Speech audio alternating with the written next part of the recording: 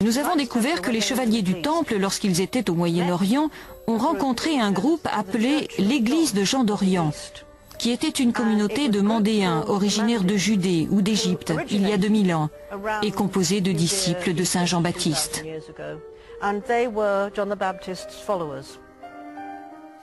Les chevaliers ont peut-être suivi un culte parfois appelé chevalier Saint-Jean.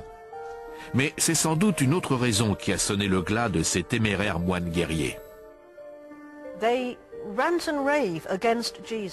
Ils fulminent contre Jésus, dont ils disent qu'il est un usurpateur, un schismatique de la religion de Saint Jean-Baptiste. Et à l'évidence, les historiens modernes ont découvert qu'il est très probable que Jésus ait débuté comme disciple de Saint Jean-Baptiste.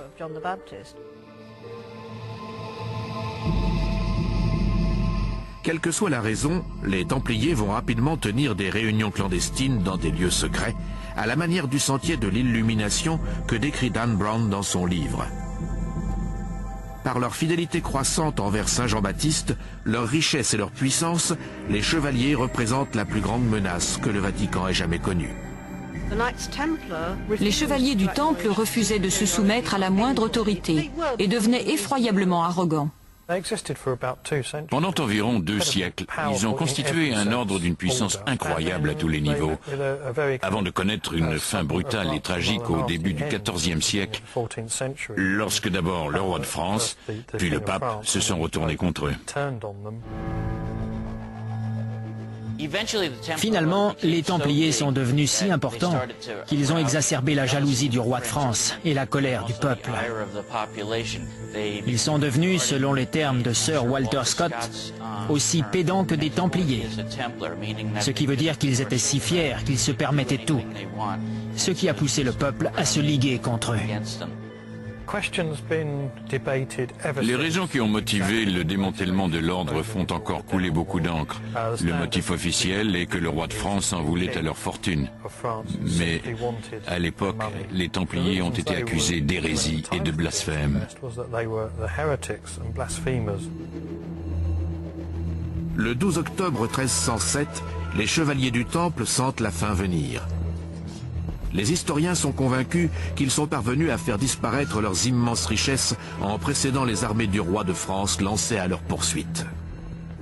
Ces convois de chariots ont été acheminés jusqu'au port de La Rochelle, où ils ont été chargés sur 17 navires de la flotte des Templiers, qui ont tout simplement disparu de l'histoire. Le lendemain, vendredi 13, les soldats de l'armée française ont arrêté tous les Templiers qu'ils ont trouvés. Ils ont été exécutés. Et beaucoup d'entre eux ont fini sur le bûcher. Aujourd'hui, quelques 700 ans plus tard, de nombreuses personnes redoutent encore le vendredi 13. Mais en 1307, lorsque le dernier grand chevalier des Templiers est brûlé, la purge s'arrête. Le roi de France, Philippe VI, dispose à présent des fonds pour partir en guerre contre Édouard Ier d'Angleterre. Mais la purge a-t-elle été efficace ? Certains historiens, comme Jim Marrs, pensent le contraire. L'impact n'a pas été très efficace parce que les Templiers savaient depuis longtemps que cela se produirait. D'ailleurs, l'armée n'a raflé qu'une poignée d'entre eux. Le gros de la troupe s'était enfui ou avait simplement changé de vêtements pour se fondre dans la population. C'est à ce stade que le mystère s'épaissit. Qu'est-il advenu des chevaliers du Temple qui ont survécu avec leurs immenses richesses et leur mépris vis-à-vis de l'Église? Leurs descendants sont-ils devenus les Illuminati?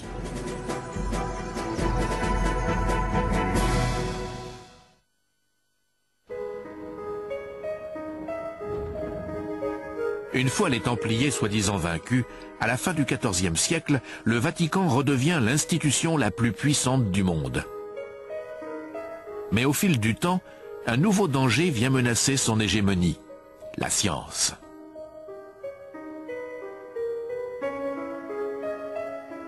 Dan Brown utilise le mot scientifique pour qualifier les membres qui composent l'essentiel de la communauté des Illuminati. Mais ce n'est pas la terminologie qui était employée à l'époque. La confrérie s'est constituée au XVIe siècle afin que ces scientifiques puissent poursuivre et partager leur travail en secret du fait de sa nature. Betty Ann Brown, professeure d'histoire de l'art, est convaincue que les astronomes, les scientifiques et même les artistes ont été les premiers à remettre en question le point de vue du Vatican à l'égard de l'homme et de la nature. L'Église a fonctionné de manière à donner une certaine version du sens de l'existence, et les explications de la science sont souvent entrées en conflit avec le point de vue de l'Église. C'est sans doute pour cela que Galilée a représenté une menace, puisqu'il suggérait que la Terre n'était pas au centre de l'univers, mais qu'elle tournait autour du Soleil, remettant ainsi en cause le dogme catholique.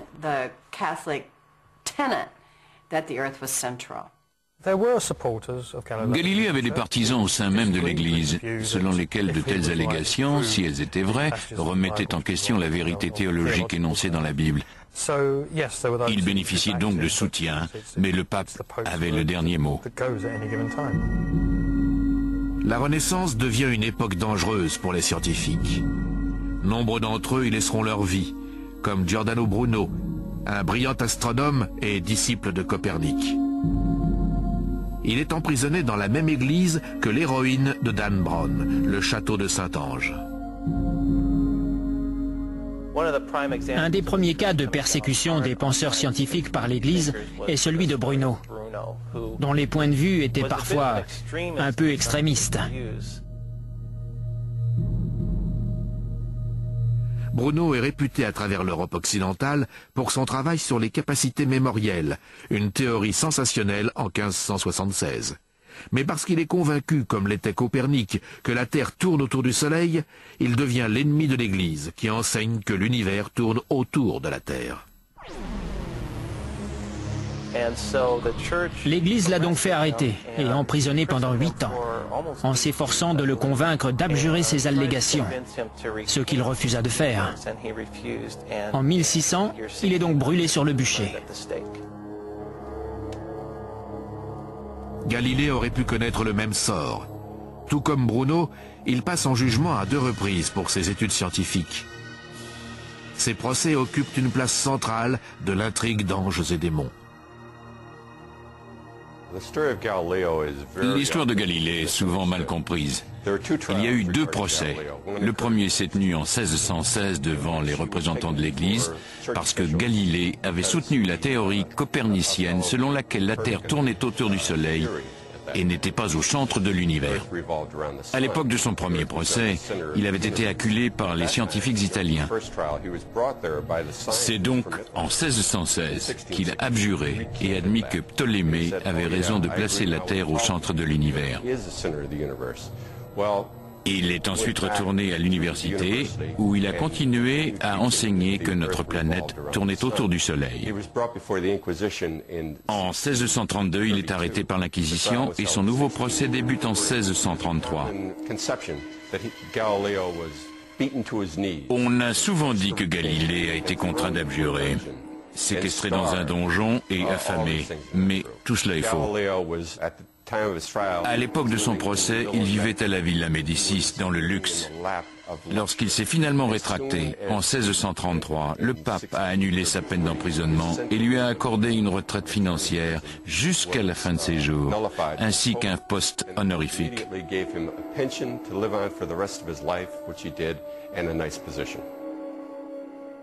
Ces persécutions ont-elles poussé Galilée à rejoindre le courant clandestin des Illuminati, comme le suggère Dan Brown?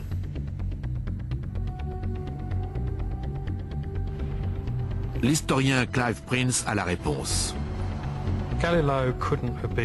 Galilée ne pouvait pas être un membre des Illuminati puisque le mouvement n'existait pas à son époque. Il n'existe d'ailleurs aucune preuve qu'il ait appartenu à une confrérie similaire, ni même qu'il ait été enclin à rejoindre une quelconque communauté de cet ordre. Cependant, un grand nombre d'artistes et de scientifiques de l'époque deviennent membres de communautés secrètes comme le prieuré de Sion, que les lecteurs du Da Vinci Code connaissent. Je crois pouvoir affirmer que Léonard de Vinci et Isaac Newton étaient tous deux membres du prieuré de Sion. Mais de Vinci était versé dans différentes activités ésotériques. C'était une sorte d'esprit universel. Et il paraît donc plausible qu'il ait appartenu à une confrérie occulte.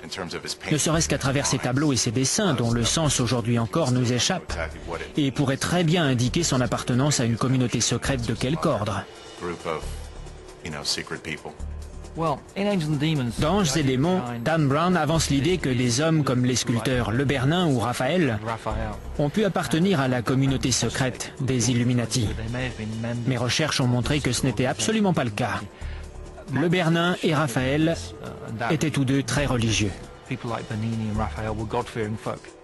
C'était une époque qui préfigurait le siècle des Lumières, un âge de raison, au cours duquel de nombreux scientifiques, comme Galilée, accédaient à des connaissances qui échappaient aux compétences de l'Église catholique. Leur rationalisme et leur approche scientifique élargissaient considérablement leur champ de vérité. Les scientifiques de la Renaissance ne sont pas les seuls à chercher à élargir le champ de la vérité. Cette bataille pour la suprématie de la planète dure depuis longtemps. Comment mène-t-on un tel combat?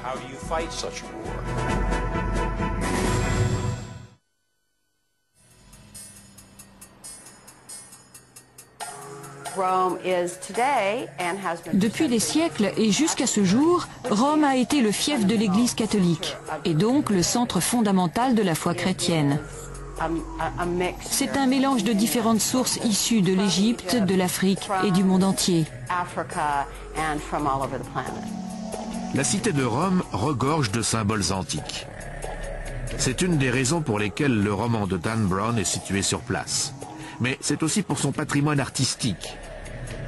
Selon l'historienne de l'art Betty Ann Brown, ces deux raisons ont servi à transmettre des messages secrets, certains ayant même pu se trouver sur les mystérieux sentiers de l'illumination.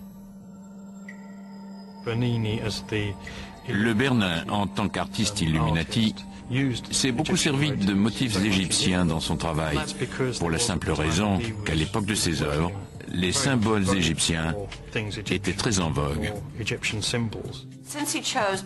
C'est une très bonne chose qu'il ait choisi le Bernin comme personnage central de la ville de Rome.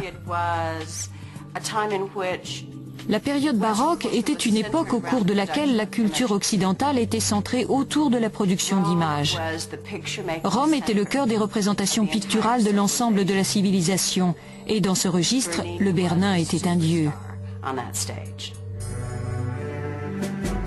C'est peut-être même un doux euphémisme. Le Bernin est l'un des artistes les plus célèbres de tous les temps. Au cours du XVIIe siècle, il réalise les colonnes de la place Saint-Pierre ainsi que les 140 sculptures de saints qui trônent à leur sommet. Il est possible que le Bernin ait introduit certains symboles dans la plupart de ses œuvres, ainsi que des idées que l'Église aurait pu interpréter comme opposées à son point de vue de l'époque. Mais tout comme Raphaël, la symbolique est la marque du Bernin. Son travail artistique ne fait qu'incorporer les nouvelles idées scientifiques d'un Copernic ou d'un Galilée.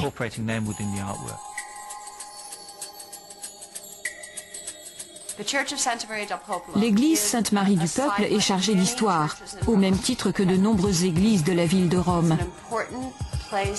Si le Bernin est le maître des Illuminati, cet édifice est un lieu important pour la confrérie secrète, puisqu'elle comporte deux de ses sculptures, celle de Daniel et celle d'Havakuk, avec un ange. L'ange est venu dire à Havakuk de venir en aide à Daniel et pointe dans une direction. Havakuk résiste un instant et pointe dans l'autre direction. Dan Brown se sert de cette sculpture pour suggérer que l'ange désigne l'indice suivant. C'est donc un premier pas fondamental vers le sentier fictif des Illuminati.